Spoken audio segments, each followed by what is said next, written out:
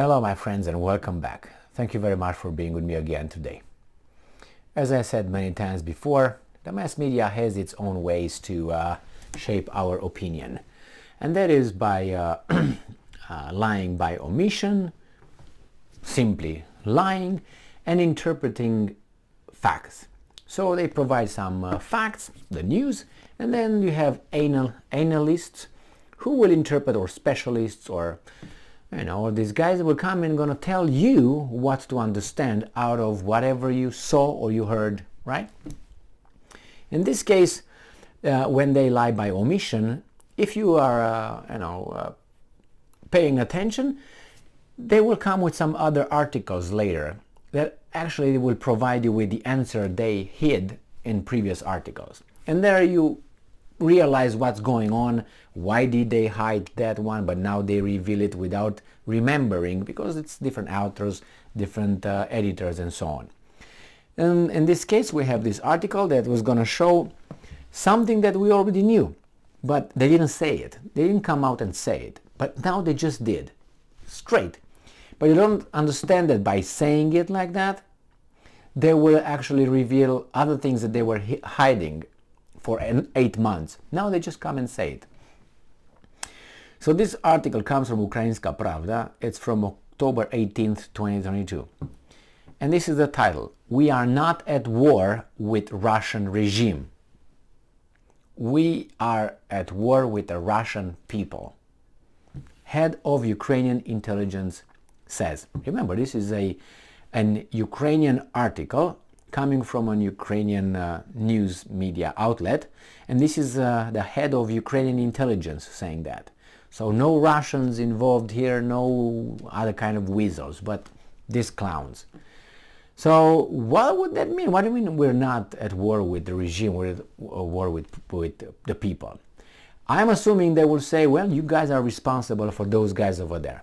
Remember, we're going to use the same logic as this weasel uses here when we're going to discuss about other countries' crimes committed by their government, and that means they will responsible, the people will be responsible for electing and supporting those governments. So if we go like that, everybody's guilty. But let's read and see what's going on. The Chief of Intelligence Directorate of the Ministry of Defense of Ukraine has said that the vast majority of Russians support the war in Ukraine. I wonder why. Source: Kirilo Budanov, the head of the Chief Intelligence Directorate, during an interview for Orestokratia Project, a TV program led by Orest Sokar, very much Ukrainian, editor-in-chief of the Ukrainian outlet, Obozrevatel. All right, this is a quote. Unfortunately, 82% of Russians support hostilities in Ukraine. Unfortunately, we have to face the truth. We are not at war with the Russian regime, as many believe, but unfortunately with the Russian people. So then, and it says 82% is an overwhelming majority. Correct, you got that right, Budanov, you got that right. The problem is, if you want to get rid of the leadership, that implies that you want to get rid of the Russian people as well, right? Because you already equate them on the same side of the equation. Boom, boom. So what will be the solution? Another revolution? What will be the solution with these guys? He's right. He's right. Those guys are supported by the people. So yes, you are at war with the Russian people. What are you going to do? It's only one solution. Are you going to go there? Especially you can't, because you don't have the power yet. But just the fact that that you think this way, well, let's go and see the details. The Chief Intelligence Directorate of Ministry of Defense of Ukraine periodically surveys the sentiments of residents of the Russian Federation. Now, if you have 82%, it's a, as he said, overwhelming majority. if I understand it, would have 42 or 40, which is usually below 86 IQ in a society, but you have double in that. So what then? What then?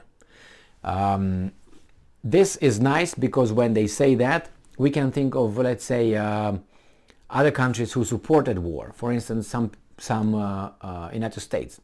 Let's go to the Second World War. The atomic bomb, when they dropped it, nobody was asked. But if you made a survey right there to end the war and help our boys, probably there would have been more than 51. So it would be a majority at least, I'm saying. So not only that, go and see, for instance, the war in Iraq, or the bombardment of Yugoslavia. If those decisions were made without the public support, that means you don't have the authority, legitimacy, right? So if you have the legitimacy, which you do it in the name of your people, that means that people are responsible for those actions. Remember, I always bring up this, that a lot of people on this planet, when I say, well, I hate that country, they don't refer to the country per se, they refer to the leadership, the foreign policy of those countries, not of the people. But then the next question is Budanov, I would say, logically asks, well, who elected the officials? The officials were elected by the public. The problem is when you have decisions to make, I would ask the public. But you say, wait a minute, they really don't know what they're talking about. You should not ask them about it, just do it. But then when you, for instance, you ask them to elect people based on their policies, how confident are you that they know anything about the policy? So you see, you get in a little circle. However you want to take it, take a survey, but the question is, what is the mass media telling you? In this case, they say, oh, well, I'm pretty sure that 82% were propagandized by the paid mass media, the Russian, blah, blah, blah. However you want to take it, it's 82%. So this again, it's again lying by omission. When they say that the Russians are running away from being, mobilized in the army. Remember, if you look at all, I would say, all the articles across the board, when the Russians came with that decree up to 300,000 Russians to be, mobilized, they said they all fly over there, they cross the border, they run, nobody is so unpopular. They made it like it was the whole Russia was on fire, which it was not. It was normal. There are some people who do not agree with this, and some people who do not want to do this. It's normal. The fact that they express themselves through mass demonstrations, or which were not mass demonstrations, was one as far as I remember, and people leaving the country, that's fine. Like Bill Clinton, you might become president later after you fly from United States. You go to Great Britain, and so you don't get drafted. So you can fight in Vietnam, right? Then you become a president. So that's a good odd for you over there. So the omission is the fact that these guys say that first Putin doesn't have legitimacy. Well, he has. 82 are okay with that, and 82, it's a big percentage, overwhelming, as he said. The other one, I think, is lying again with interpretation of the people who are against the mobilization. Now, if you are 82, that means you're going to put your money where your mouth is, right?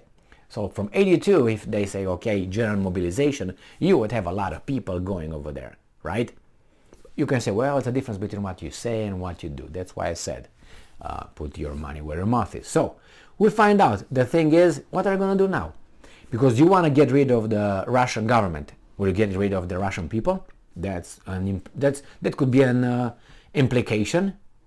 But how are you gonna take care of these guys? So these guys want to win, so they are for it. How do you change that? That's scary. That's scary for the Ukrainians, and not for Ukrainians, for the guys behind the leaders, the representatives, the guys in charge of Ukraine, and the guys from the puppeteers, from So 82%, overwhelming. Thank you very much for being with me again today. Stay strong, stay smart, look for the truth, and be just.